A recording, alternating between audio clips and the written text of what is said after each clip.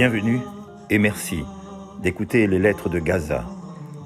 Les Lettres de Gaza, une émission de Radio Tiroir, la radio du théâtre du Tiroir, pour donner la parole aux habitants de Gaza qui attendent un cessez-le-feu et la paix sous les bombes.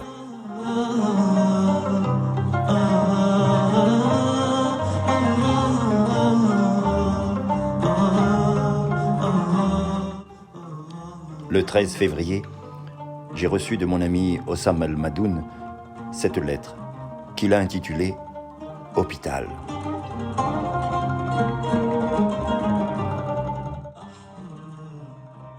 À Rafah, il n'y a pas de véritables hôpitaux. Seulement 4 centres qui s'appellent hôpitaux, mais qui sont beaucoup moins qu'un véritable hôpital, un peu plus qu'un centre de soins de santé primaire. L'un d'entre eux est réservé aux soins de la mère.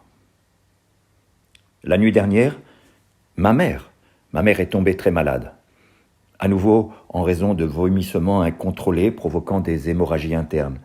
Il s'agit de vomissements ininterrompus mélangés à du sang qui sortent foncé, couleur café, avec des douleurs.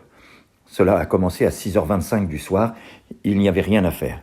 Il faisait sombre, la peur, les mouvements, tout ça, c'est risqué, très risqué. Pas de sommeil du tout, en attendant le jour. À 6h25, le lendemain matin, je suis allé voir l'infirmier, le voisin qui a aidé à inoculer à ma mère les médicaments dans ses veines. C'est arrivé 2 fois, depuis mon arrivée à Rafah. C'est la 3e fois. Normalement, dès qu'elle reçoit le médicament, les vomissements cessent. Je n'ai pas trouvé l'infirmier chez lui. Il est en service de nuit à l'hôpital. Il ne reviendra pas avant 10h du matin. Je suis dans une ville inconnue. Et je n'en sais pas assez. Mais je connais Abou Khaled Abdellal. Je l'ai joint pour lui demander un médecin ou une infirmière pour aider ma mère. Il a immédiatement appelé un ami, un vieil ami, un infirmier expérimenté, Abou Wassi. Au bout de 15 minutes, Abou Wassi était là. Il a fait ce qu'il fallait faire. Il lui a inoculé le médicament dans sa veine. Les vomissements ont continué. Je pensais que cela prendrait un certain temps avant que cela ne fonctionne, mais cela n'a pas fonctionné cette fois-ci. Il était 11h du matin. Elle continuait à vomir, à saigner. Je n'avais pas le choix. Je devais l'emmener à l'hôpital. L'hôpital n'était pas le meilleur choix, car nous savons tous qu'en raison de l'énorme demande qui pèse sur les hôpitaux, du grand nombre de blessés et de l'effondrement du système de santé, les médecins sont obligés de donner la priorité aux personnes qu'ils doivent soigner. Une femme de 83 ans ne sera pas une priorité. Je suis allé à l'hôpital. Je suis entré dans la salle des urgences. Il est difficile d'expliquer à quoi cela ressemble. Il s'agit d'une salle d'environ 14 mètres par 6 mètres avec 20 lits d'hôpital. Des centaines de personnes sont présentes. Tous les lits sont occupés, de nombreux patients sont à terre. Les médecins et les infirmières se déplacent dans tous les sens pour traiter les blessés et les malades, où qu'ils se trouvent, sur les lits, à terre, dans le couloir. Le sol est très sale. Les aiguilles, les boules de coton, les bandages sont pleins de sang, de saleté, d'eau souillée, ce qui rend l'endroit encore plus sale. Pendant ce temps, 2 travailleurs nettoient. Ils font de leur mieux. Ils font de leur mieux pour ramasser tout ce qu'ils peuvent, mais l'endroit est en désordre. Le bruit est un mélange de cris, de douleurs, de cris de personnes appelant les médecins pour qu'ils s'occupent de leurs proches, de discussions, de bavardages, de sons électroniques, de machines médicales. Après plus de 30 minutes, j'ai enfin pu parler de ma mère à un médecin. Ma mère était dans son fauteuil roulant.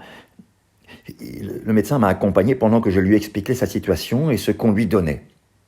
Il l'a regardé, puis s'est approché d'une infirmière pour lui demander de prélever du sang sur ma mère afin d'effectuer des analyses de NFS et de chimie.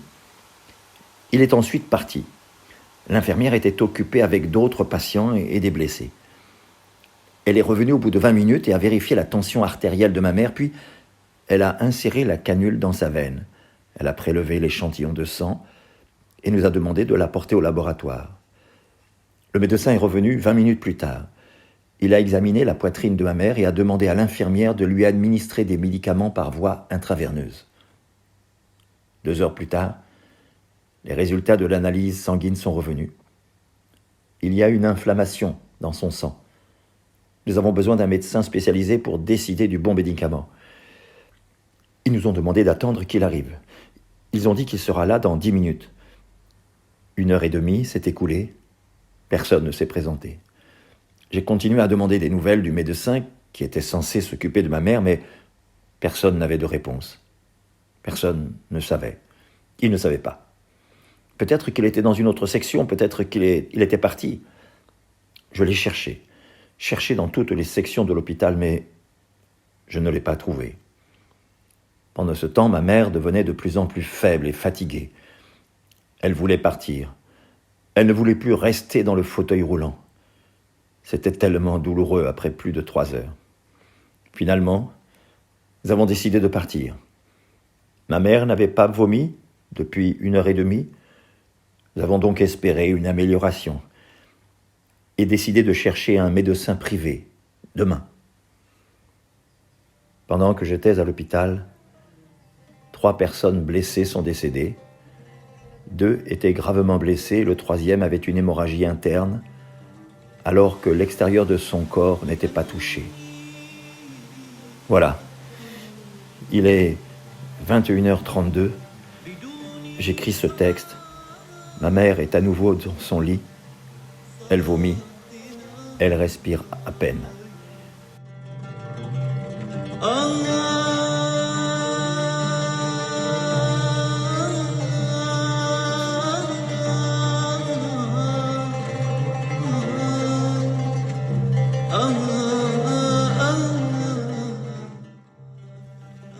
J'ai reçu cette lettre le 13 février 2024 de mon ami Hossam El Madoun.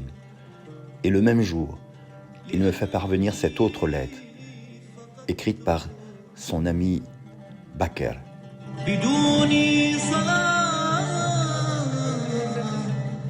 Voici la lettre de Kader Baker.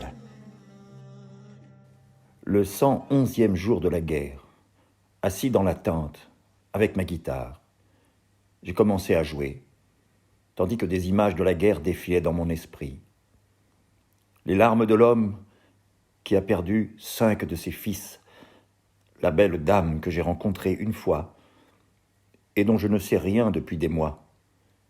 Est-elle vivante ou enterrée à côté d'autres morts inconnus? Dois-je être jaloux ou en colère? Je ne sais pas. Je deviens fou. Des sentiments indescriptibles, des vagues de sentiments différents secouent mon cœur, secouent ma tête et mon corps. Rien n'est complet. Il manque quelque chose à tout. Moi, ma musique, ma guitare et le jerrycan d'eau.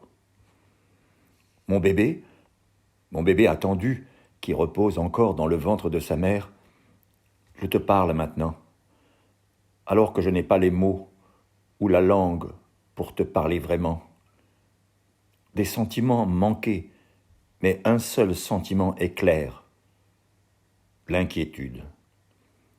Je n'ai jamais imaginé que je te tiendrais entre mes mains, dans une telle situation, dans une tente secouée par le vent et poursuivie par les balles. J'ai toujours rêvé d'une vie meilleure pour toi. Je pourrais peut-être te protéger du froid, mais je n'ai pas de gilet pare-balles pour empêcher les balles d'atteindre ton doux corps. Ils disent que la guerre se terminera dans quelques jours, mais ce ne sont pas les jours qui passent, ce sont nos vies qui passent. Je suis désolé de ne pas avoir plus de vie à vivre pour toi. Mes excuses, ma fille bien-aimée. Mes excuses pour la malnutrition qui t'est préparée, pour le froid qui t'attend, pour la guerre qui attend ton arrivée. Des excuses pour toutes les peurs qui te parviennent par l'intermédiaire de ta mère. Je t'ai apporté un bonnet de laine. Je le tiens tous les jours. Et je dis, tout passera, tout passera. Désolé, ma chérie, je n'ai pas pu t'apporter des vêtements corrects, ou même des couches. Désolé, je ne peux pas me le permettre. Pardonne-moi. Pardonne-moi pour cette réalité qui t'attend. Je dois être blâmé pour avoir pensé à être un père à Gaza.